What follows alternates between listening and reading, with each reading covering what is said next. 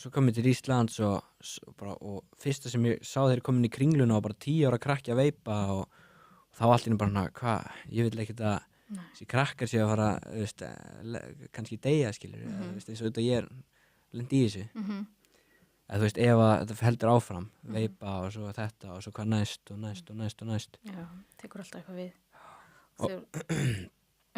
Já, svo bara byrja ég að búa til vídeo og posta á TikTok og segja bara ekki að, krakkar ekki gera þetta og ekki vera að veipa, ekki vera að drekka og blandaði svona smá húmor í þetta, sko, eða svona ekki húmor, bara svona íkt þetta svona. Já.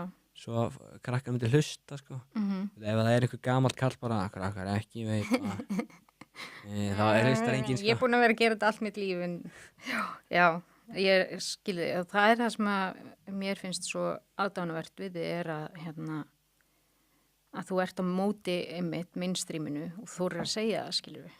Það er ekkert kúl að eyðileggja heilsuna sína. Nei, nákvæmlega. Það er bara ekkert kúl við það því að við verðum öll eldri og fólk á mínum aldri og eldra er ofta að býta í það súra að hafa verið að reykja og fá krabbaminn en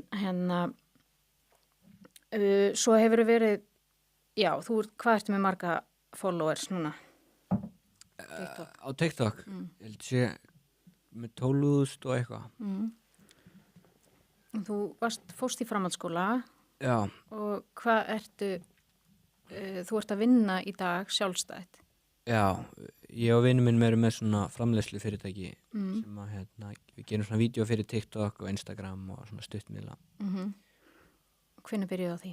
Í sumar bara, í júní. Já, ok. Og er hann eins og þú eða drekkur ekki og... Já, hann er styður heilsu mjög mikið, sko. Já. Og hvernig... Óskar. Já. Og eru þið bara með fyrirtæki, eru þið búin að stofna fyrirtæki? Eða? Já. Vinland Media. Ok.